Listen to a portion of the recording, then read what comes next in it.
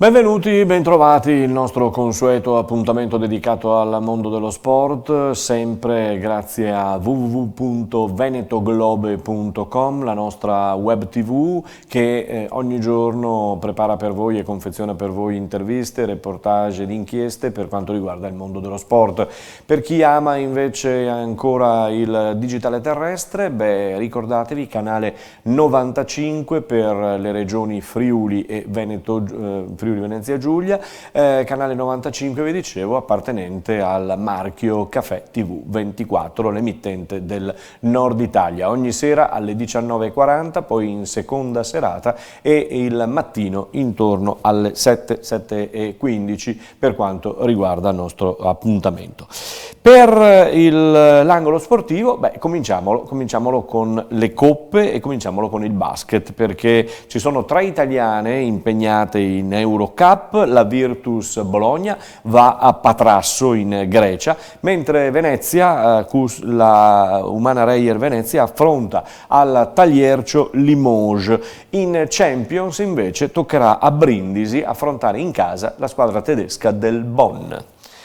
Nel basket di A1 maschile ancora non si sono spenti gli echi della splendida vittoria nel derby veneto tra TVB e Umana Reyer Venezia, 90-79 il risultato finale. Ieri abbiamo dato spazio ai vincitori, a Max Menetti, oggi agli sconfitti con De Raffaele che sentiamo ai nostri microfoni.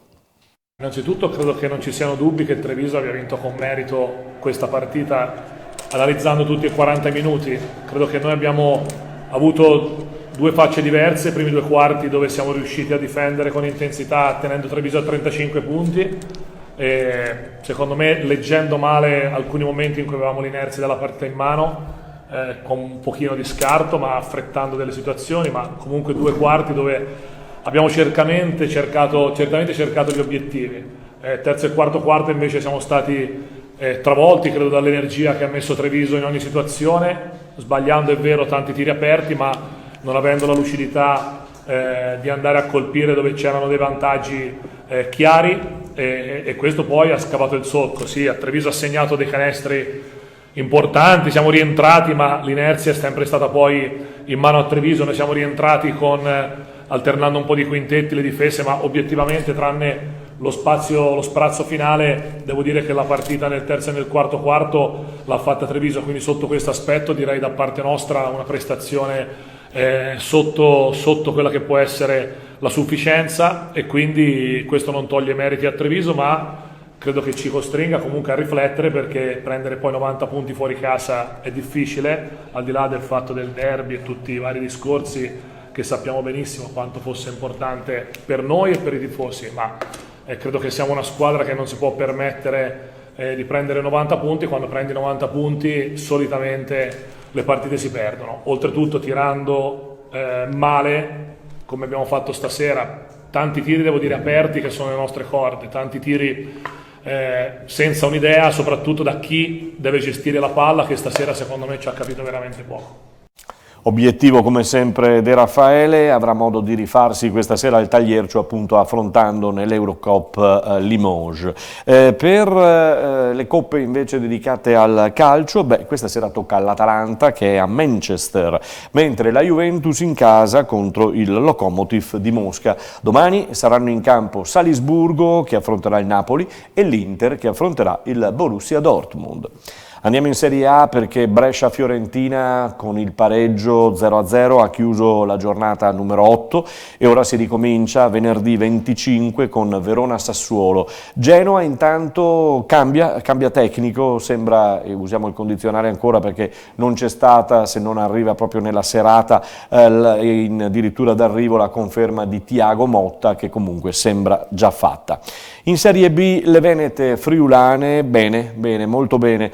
Chievo 13 punti, Venezia ed Ascoli 12, il Pordenone a 11, mentre il Benevento di Pippo Inzaghi, eccolo qui, è in testa alla classifica e ieri sera la giornata si è conclusa con la gara Frosinone-Livorno che ha visto la vittoria del Frosinone per 1-0. Attendiamo la Serie B femminile e le ragazze di Bortoluzzi della Permac Vittorio Veneto in campo il 27 domenica al Barison di Vittorio Veneto contro Perugia, e poi guarderemo alla Serie C, una Serie C dove nel girone B c'è Padova che nonostante la sconfitta con Trieste al Nereo Rocco e rimane sempre in testa alla classifica. Ad inseguirlo però attenzione, perché a un punto c'è il Lanerossi Vicenza del patron Diesel, diciamo così, Virtus Verona a metà classifica con la Triestina stessa, Arzignano invece pericolosamente a 8 punti, terzultimo della classe. Si sta riprendendo anche il Montebelluna di Bodo che sale a quota 6 dopo un pareggio contro il Feltre per 1-1, mentre in eccellenza nel girone A il Giorgione rimane in testa alla classifica dopo la vittoria anche contro il Garda per 2-0, mentre nel girone B si stacca, prova la prima fuga dell'anno il Portogruaro che nonostante il pari raccolto a Volpago del Montello contro il Montello rimane e resta in testa alla classifica. Andiamo a sentire Marco Marchetti, il tecnico del Montello. Sì, credo soprattutto una prestazione importante. Noi dobbiamo partire da questa perché il punto ci cambia poco in classifica, però la prestazione contro una squadra come il Portogruaro, la prestazione di oggi incoraggia. Noi abbiamo purtroppo certe caratteristiche per cui quando riusciamo a giocare palla a terra come primo tempo siamo in grado di creare dei problemi anche agli altri e di metterli in difficoltà. Nel momento in cui servirebbe un po' di fisicità perché non riusciamo più ad uscire palla a terra, per cui dobbiamo aggiungere qualche palla lunga, diventa una situazione penalizzante perché non riusciamo a tenerla sul loro campo questa palla, per cui è subito una palla data a loro e a quel punto là abbiamo dovuto nel secondo tempo accettare di difendere un po' più bassi e in quel caso là abbiamo messo in campo altre qualità che per me sono altrettanto importanti per quella che è la nostra situazione di classifica e il campionato che dobbiamo fare. La classifica e giocare con la prima in classifica può pesare in questo momento qua, però loro hanno dimostrato la serenità giusta, la personalità giusta, ripeto, ci manca purtroppo la capacità di abbinare al giocare palla a terra anche qualche situazione di seconda palla, di palla alta da andare a cercare. Queste cose qua servono anche queste nell'arco di 95 minuti. Oggi non siamo più riusciti a tenerla là nel secondo tempo e loro poi con i cambi che hanno fatto bisogna guardare su.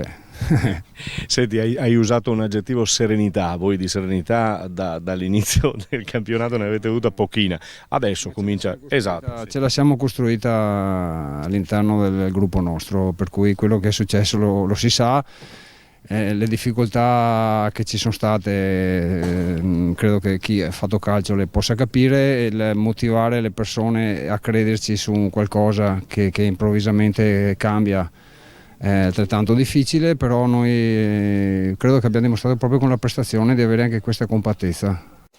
Bravo Marchetti e bravi quelli del Volpago del Montello che hanno salvato una società e una squadra.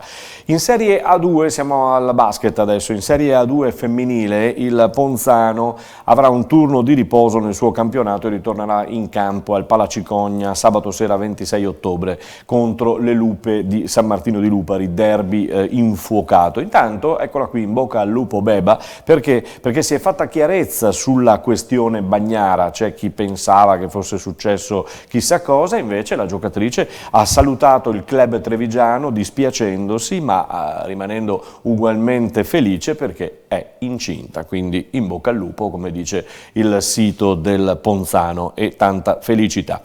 In Serie B maschile invece non c'è nessun giocatore che lascia, anzi qui c'entrano il pokerissimo vincendo a Mestre contro l'ex Volpato per 72-66 e continua la bella storia degli uomini di Marco Mian in questo inizio di campionato. Un campionato, quello di A1 femminile per il volley, per l'Imoco Volley, che ha visto la squadra di Santarelli collezionare il terzo 3-0, insomma, contro Filotrano Aiesi, e ora potrà senza interruzioni in settimana allenarsi in vista della gara del Palaverde di domenica contro la Pomì Casalmaggiore dell'ex Gaspari. Poi sarà un tour de force dopo questa gara, perché giocherà con Caserta in trasferta il 31 ottobre, poi a Bergamo lunedì 4 novembre e poi ci sarà Ligor Novara sabato 9 novembre, non male. Nella A3 di pallavolo maschile per il Motta di Livenza in trasferta a Torino, vittoria 3-1, storica perché è la prima nel campionato di Serie A naturalmente, la prima in casa adesso il 27 ottobre sabato contro Bolzano. Pensate che Motta non perde da 10 mesi filati.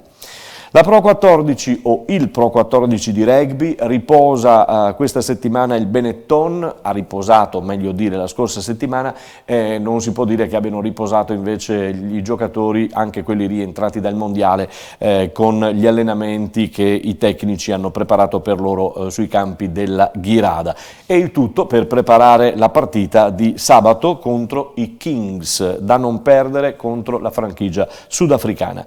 Un mondiale che, come saprete, naturalmente ha visto dei risultati che hanno portato a domenica prossima le semifinali, sono Sudafrica-Galles e Nuova Zelanda-Inghilterra. Il campionato di A femminile invece ha proposto il derby trevigiano domenica scorsa, quella tra l'arredissima Villorba e le Red Panthers della Benetton.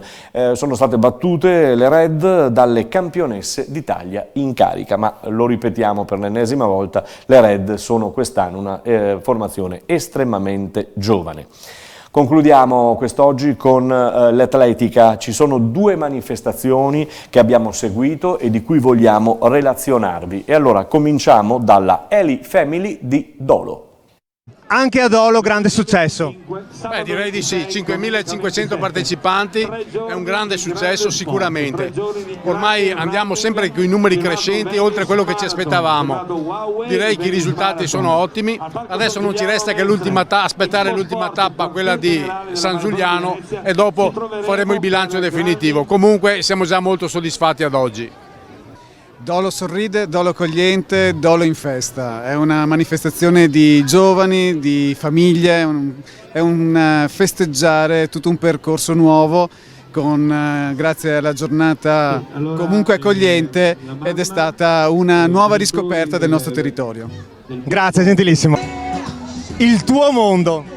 Esattamente, il mio mondo è sempre una gioia venire qui, condividere questa gara, questa manifestazione assieme a tanti, in questo caso con i miei alunni e con tante famiglie, tanti ragazzini, quindi uno spettacolo. Da insegnante come si educano allo sport, e da insegnante e da ex campionessa, come si educano allo sport? Non è facilissimo, devo dire, però io cerco di trasmettere prima di tutto la passione. Quando c'è la passione si fa tutto, quindi in primis questo.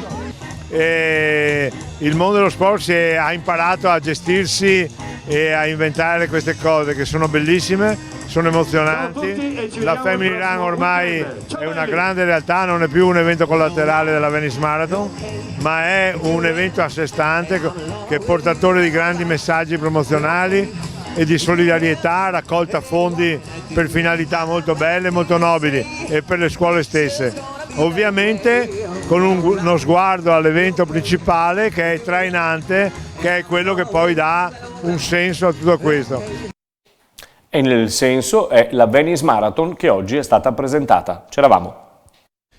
Sicuramente è la manifestazione di running più importante del Veneto, sia per storicità ma soprattutto essendo anche nel capoluogo della nostra regione, con una città che ci è invidiata in tutto il mondo. Quindi Venice Marathon è proprio uno dei simboli dell'atletica veneta, ma anche dell'atletica italiana, e naturalmente i ringraziamenti vanno fatti a un'organizzazione così solida negli anni e capace di costruire un grande evento che valorizza tutto il territorio anche per un importante indotto turistico ed economico.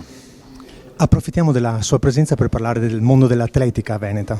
L'atletica veneta fortunatamente vive un momento felice, ma lo vive insomma negli anni, perché si parla della seconda realtà dietro la Lombardia, ma a livelli molto prossimi alla Lombardia, per capacità di esprimere valori di agonistici sia con le proprie società sia con le proprie rappresentative regionali, e naturalmente una terra che dà molto i colori azzurri sia in termini di maglie azzurre ma anche di campioni, come soprattutto conosciamo bene nella storia del nostro territorio con le maratona, quindi con Gelindo Bordin, ma insomma tutti gli altri grandi protagonisti che l'atletica veneta ha lanciato nella maratona e non solo. È un movimento grandissimo, anche perché sono tantissimi anni e quindi è una storia, è una generazione.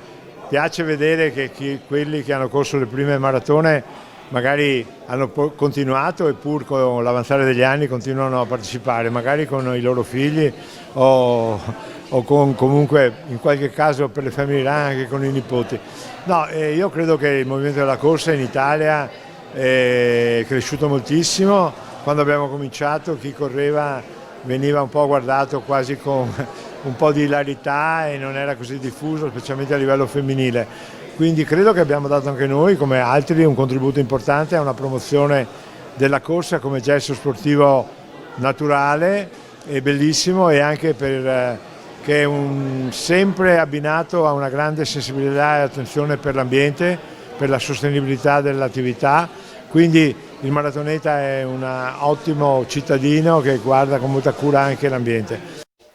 Domenica 27 ottobre, Venice Marathon, non perdetela. È tutto, noi ci fermiamo qui, vi diamo appuntamento a domani.